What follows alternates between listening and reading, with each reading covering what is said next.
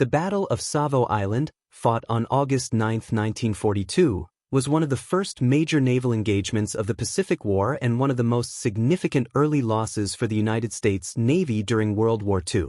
The battle took place off the coast of Guadalcanal in the Solomon Islands, and its impact was felt throughout the Pacific theater.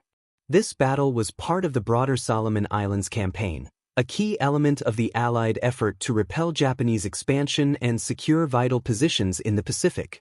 Prelude to the battle. In the summer of 1942, the United States launched the Guadalcanal campaign, landing U.S. Marines on Guadalcanal to capture the Japanese-held airfield at Henderson Field. The Japanese saw this as a direct threat to their control of the region and quickly began reinforcing their positions on the island, including sending naval and air forces to try to drive the Allies out.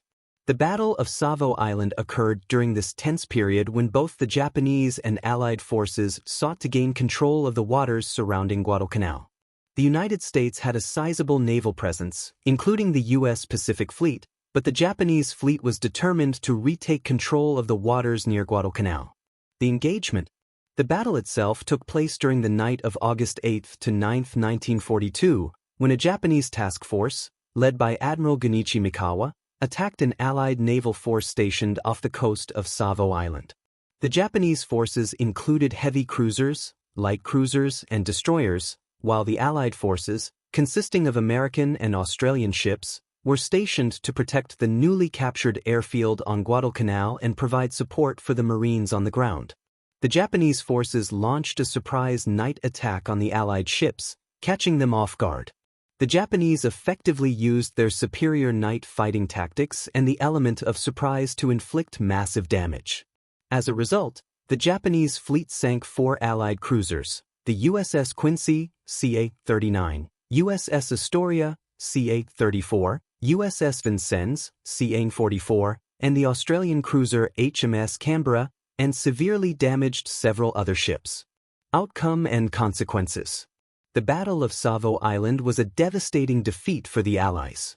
The loss of 4 cruisers and hundreds of sailors, along with the severe damage to other ships, was a blow to the U.S. Navy's Pacific Fleet. The Japanese, however, also suffered losses in the battle, including the damage to some of their own vessels, though their fleet was able to retreat relatively unharmed. Despite the Japanese victory in the battle, they were unable to capitalize on it. The Allied forces retained control of Henderson Field on Guadalcanal, which allowed them to continue their efforts to secure the island. The Japanese attack on the naval forces at Savo Island did not prevent the Allied buildup on Guadalcanal, and the island remained an important base for the Allies throughout the campaign. Significance. The Battle of Savo Island marked a difficult moment in the Pacific War for the United States but also highlighted the challenges of naval warfare in the region.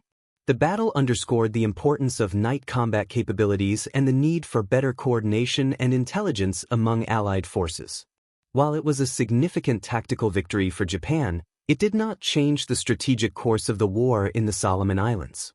The battle also had long-lasting effects on naval tactics, especially in the Pacific theater. In the aftermath of the battle, the U.S. Navy worked to improve its ability to fight at night and enhance its use of radar and intelligence to avoid being caught off guard again. While the Japanese succeeded at Savo Island, they were ultimately unable to prevent the Allied forces from securing Guadalcanal. The Battle of Savo Island was part of a larger campaign that saw the Japanese pushed back in the Solomon Islands, marking a turning point in the Pacific War.